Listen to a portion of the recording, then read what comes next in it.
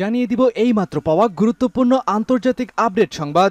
গাজার প্রতি সংহতি, ইসরায়েলের যুদ্ধ মন্ত্রণালয় লক্ষ্য করে ইরাকি প্রতিরোধকামীদের হামলা। জানাবো রাশিয়ার সঙ্গে এবার সরাসরি যুদ্ধের জন্য প্রস্তুত ন্যাটো। এদিকে গর্জে উঠেছে জাতিসংঘ, গাজায় অবিলম্বে যুদ্ধবিরতির দাবি জানালেন জাতিসংঘ মহাসচিব অ্যান্তোনিও গুতেরেস। থাকবে ইউক্রেনের রাজধানী কিয়েভ সহ আরো 2 অঞ্চলে ক্ষেপণাস্ত্র হামলা রাশিয়ার। এদিকে গাজায় ইসরায়েলি হামলায় এ পর্যন্ত 136 সাংবাদিক নিহত। সর্বশেষ জানিয়ে দিব মস্কোর সিটি হলে সন্ত্রাসী হামলা, রাশিয়ার পাশে সবসময় ইরান রয়েছে, পুতিনকে নিশ্চিত করলেন রাইসি। দর্শক শুনছিলেন সংবাদ শিরোনাম, এবারে থাকছে বিস্তারিত।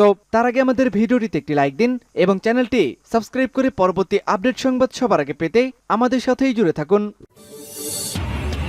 ইসরায়েলের যুদ্ধ মন্ত্রণালয় লক্ষ্য করে ইরাকি প্রতিরোধকামীদের হামলা। দখলদার ইসরায়েলের যুদ্ধ মন্ত্রণালয় লক্ষ্য করে ড্রোন দিয়ে হামলা চালানো হয়েছে বলে জানিয়েছে ইরাকের ইসলামী প্রতিরোধ যোদ্ধারা। ইরাকের প্রতিরোধ সংগঠনগুলো জোট পপুলার মোবিলাইজেশন ইউনিট বা পিএমইউ জানিয়েছে আজ রোববার সকালে এই হামলা চালানো হয়। বিবৃতিতে বলা হয়েছে, আজ রোববার 24 মার্চ সকালে প্রতিরোধ যোদ্ধারা দখলদার ইসরায়েলের যুদ্ধ মন্ত্রণালয়ের সদর দপ্তর ভবনকে লক্ষ্য করে ড্রোন হামলা চালায়। পিএমইউ এর বিবৃতিতে বলা হয়েছে, ইহুদিবাদী ইসরায়েলের শত্রুদের শক্ত অবস্থানগুলো ধ্বংস না হওয়া পর্যন্ত এ ধরনের অভিযান অব্যাহত থাকবে। গত 7 অক্টোবর থেকে ইহুদিবাদী ইসরায়েল ফিলিস্তিনের অবরুদ্ধ গাজা উপত্যকার ওপর বর্বর আগ্রাসন ও গণহত্যা চালিয়ে আসছে। এর প্রতিবাদে এবং ফিলিস্তিনিদের প্রতি সংহতি জানিয়ে ইরাকের প্রতিরোধ যোদ্ধারা এরই মধ্যে ইসরায়েলের অভ্যন্তরে বেশ কয়েকবার ড্রোন ও ক্ষেপণাস্ত্র হামলা চালিয়েছে। ইরাকের প্রতিরোধ যোদ্ধারা ইসরায়েলের প্রধান বিমানবন্দর বেন গুরিয়ন সহ বিভিন্ন স্থাপনা এবং বন্দরে কার্যকর কিছু হামলা চালিয়েছে। গত বুধবার পিএমইউ জানিয়েছে যে ইরাকি প্রতিরোধ যোদ্ধারা এক সপ্তাহে 2 বার বেন গুরিয়ন বিমানবন্দরে হামলা চালিয়েছে। সূত্র পার্স টুডে। রাশিয়ার সঙ্গে সরাসরি যুদ্ধে প্রস্তুত ন্যাটো। যে কোনো সময় রাশিয়ার সঙ্গে সরাসরি যুদ্ধ করতে প্রস্তুত ন্যাটো। ইউক্রেন সফররত ন্যাটো সামরিক কমিশনের চেয়ারম্যান রব বাওয়ার এক সাক্ষাৎকারে এ মন্তব্য করেছেন। ইউক্রেনের প্রতিরক্ষা মন্ত্রণালয়ের অধীনস্থ এক ওয়েবসাইটে তার বক্তব্য প্রকাশ করা হয়েছে। বাওয়ার বলেন, বর্তমানে ইউক্রেনে ন্যাটোর কোনো বাহিনী নেই এবং সেখানে সেনা পাঠানোর পরিকল্পনাও নেই। যদি ন্যাটোর কোনো দেশ ইউক্রেনে বাহিনী পাঠাতে চায় তাহলে ন্যাটোর অন্য দেশের সঙ্গে তা নিয়ে আলোচনা করতে হবে। 2019 সাল থেকে ন্যাটো গ্রুপ নিরাপত্তা নীতিতে ফিরে প্রতিরক্ষা কৌশল ও যুদ্ধ পরিকল্পনা পরিবর্তন করেছে। গাজায় অবিলম্বে যুদ্ধবিরতির দাবি জানালেন জাতিসংঘ মহাসচিব। টানা 5.5 মাসেরও বেশি সময় ধরে ফিলিস্তিনের গাজা উপত্যকায় আগ্রাসন চালাচ্ছে ইসরায়েল। এতে করে ফিলিস্তিনের অবরুদ্ধ ওই ভূখণ্ড তীব্র মানবিক সংকট দেখা দিয়েছে। বিশ্বব্যাপী যুদ্ধবিরতির আহ্বান জোরালো হলেও ইসরায়েল বিষয়টির গুরুত্ব না হত্যাযজ্ঞ অব্যাহত রেখেছে। এই পরিস্থিতিতে আবার অবিলম্বে যুদ্ধবিরতি কার্যকরের আহ্বান জানিয়েছে জাতিসংঘের মহাসচিব অ্যান্তোনিও গুতেরেস। গণমাধ্যমের প্রতিবেদনে বলা হয়েছে, অ্যান্তোনিও গুতেরেস শনিবার মিশর গাজার মধ্যে অবস্থিত রাফা ক্রসিং এর মিশরীয় অংশে সফরে যান, আর সেখানে গাজায় অবিলম্বে যুদ্ধবিরতির জন্য নতুন করে আহ্বান জানান জাতিসংঘের এই মহাসচিব। রাফা ক্রসিং এর মিশরীয় দিক থেকে কথা বলার সময় তিনি বলেন, বন্দুকগুলোকে নীরব করার সময় এসেছে। এ সময় গাজা ভূখণ্ড জুড়ে মানবিক পণ্য সম্পূর্ণ নিরবিচ্ছিন্ন প্রবেশাধিকার দেওয়ার জন্যও ইসরায়েলের প্রতি আহ্বান জানান গুতেরেস। চলতি সপ্তাহে জাতিসংঘ সম্প্রতি একটি খাদ্য নিরাপত্তা মূল্যায়নে বলা হয়েছে, গাজার 11 লাখ মানুষ বিপর্যয়কর ক্ষুধা ও অনাহারের সাথে লড়াই করছে। এমনকি এখনই যথাযথ পদক্ষেপ নেওয়া না হলে আগামী মে মাসের মধ্যে গাজার উত্তর অঞ্চলে মানব সৃষ্টি দুর্ভিক্ষ দেখা দিতে পারে বলেও এতে জানানো হয়েছে। মহাসচিব অ্যান্তোনিও গুতেরেস বলেছেন, জীবন রক্ষাকারী সাহায্য দিয়ে গাজাকে সত্যিকার অর্থে প্লাবিত করার সময় এসেছে। পরিস্থিতি পরিষ্কার, হয় মানবিক সহায়তার সরবরাহ বাড়াতে হবে বা না হয় মানুষকে অনাহারে থাকতে হবে। সীমান্তের মিশরীয় অংশে ত্রাণবাহী ট্রাক অবরুদ্ধ করে রাখা নৈতিক নারকীয়তা। কিয়েভ ও লেভিভে বিমান হামলা রাশিয়ার। রাশিয়া রোববার ইউক্রেনের রাজধানী কিয়েভ ও পশ্চিমে লেভিভ অঞ্চলে আকাশপথে হামলা চালিয়েছে।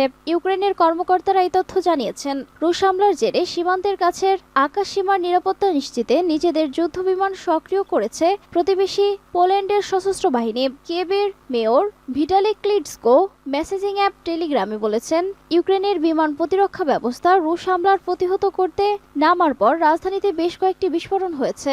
কিয়েভের সামরিক প্রশাসনের প্রধান সেরহি পপকো টেলিগ্রামে বলেছেন যে রাজধানী ও তার আশেপাশে প্রায় 1 ডজন রুশ ক্ষেপণাস্ত্র ধ্বংস করেছে ইউক্রেনের বিমান প্রতিরক্ষা বাহিনী। প্রাথমিকভাবে পাওয়া তথ্য অনুযায়ী রুশ হামলায় কোনো হতাহত বা বড় ধরনের ক্ষয়ক্ষতি হয়নি বলে জানান পপকো।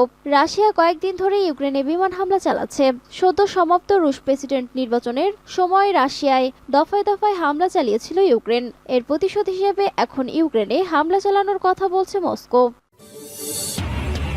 গাজায় ইসরায়েলি হামলায় 136 সাংবাদিক নিহত। গাজা উপত্যকায় ইসরায়েলের হামলায় আরও 3 জন ফিলিস্তিনি সাংবাদিক নিহত হয়েছেন। শনিবার গাজার মিডিয়া অফিস এক বিবৃতিতে তথ্য জানিয়েছেন। খবর ইয়েনি সাফাক। সর্বশেষ নিহত সাংবাদিকদের নাম মোহাম্মদ আল রিফি, আব্দুর রহমান সাইমা এবং মাহমুদ ইমাদ ইসাব। গাজায় যুদ্ধ শুরুর পর থেকেই সাংবাদিকদের হামলার লক্ষ্যবস্তু করেছে ইসরায়েল। গত বছরের 7 অক্টোবর থেকে এ পর্যন্ত অঞ্চলটিতে সাংবাদিকদের নিহতের সংখ্যা 136-এ দাঁড়িয়েছে।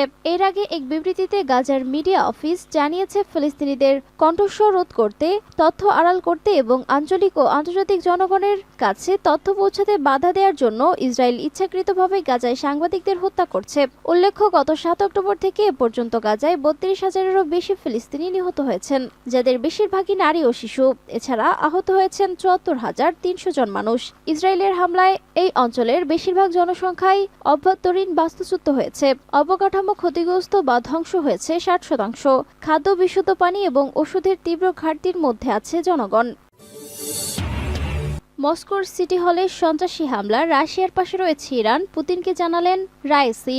মস্কোর সিটি কনসার্ট হলে যে সন্ত্রাসী হামলা হয়েছে তার মূল পরিকল্পনাকারী এবং বাস্তবায়নকারীদের বিরুদ্ধে কঠোর ব্যবস্থা নেয়ার জন্য আন্তর্জাতিক সম্প্রদায়ের প্রতি আহ্বান জানিয়েছে ইসলামী প্রজাতন্ত্র ইরানের প্রেসিডেন্ট সাইয়দ ইব্রাহিম রাইসি। শনিবার রাশিয়ার প্রেসিডেন্ট ভ্লাদিমির পুতিনকে পাঠানো এক বার্তায় রাইসি রাশিয়ার সরকার এবং সন্ত্রাসী হামলায় হতাহতদের পরিবার পরিজনের প্রতি গভীর শোক জানিয়ে একথা বলেন। নিরপরাধ লোকজনের ওপর এই জঘন্য হত্যাকাণ্ড চালানোর কঠোর নিন্দা জানান ইরানি প্রেসিডেন্ট।